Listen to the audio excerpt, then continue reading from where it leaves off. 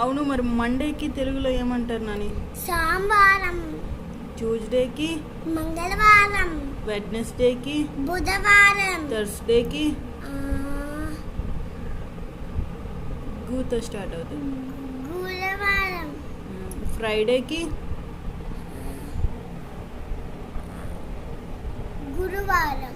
మరి థర్స్డేకి ఏమంటారు అయితే?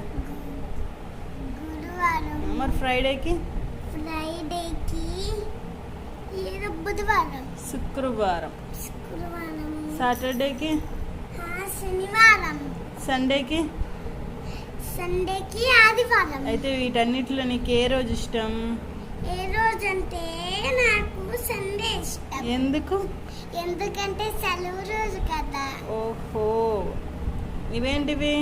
జనవరి, తర్వాత ఫిబ్రవరి, March, April, May, June, July, August, September, October, November, December. Very good. ఇప్పుడు ఏం రాస్తావు అయితే నువ్వు మరి? ఇప్పుడు నేను సండే రాస్తా. సండే రాస్తావా? మండే.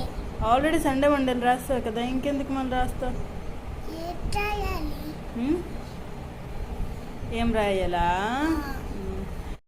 హాయ్ అండి పిల్లలు, ఇప్పుడు జనవరి ఫిబ్రవరి నేర్చుకున్న తర్వాత మనం తెలుగులో వీటిని ఏమంటారో అది నేర్పించాలండి. అలాగే డేస్ ఇవన్నీ నేర్పించాలి.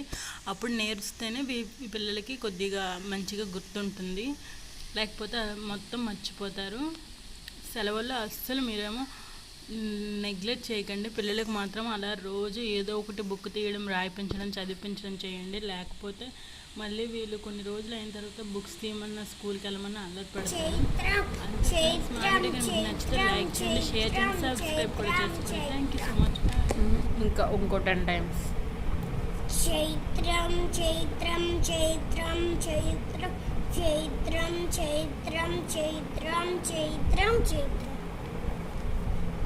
తర్వాత ఇదేంటిది? చదువు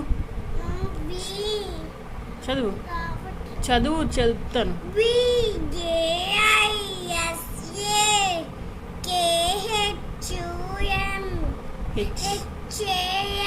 ఏమైంది? చెప్పు, గట్టిగా చెప్పు. వైశాఖం. వైశాఖం వైశాఖం వైశాఖం వైశాఖం వైశాఖం వైశాఖం వైశాఖం వైశాఖం వైశాఖం వైశాఖం వైశాఖం వైశాఖం వైశాఖం వైశాఖం వైశాఖం వైశాఖం వైశాఖం వైశాఖం. నువ్వు ఆల్రెడీ నీకు అన్నీ ఒక 10 times చదివావు కాబట్టి ఒక్కొక్కటి స్పెల్లింగ్స్తో చదివితే నీకు అర్థమైపోద్ది. ఇదేంటి? చదువు చదువు. తర్వాత ఏంటి?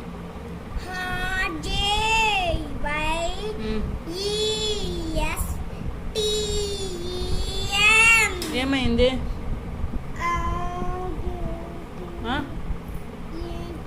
జ్యేష్టం.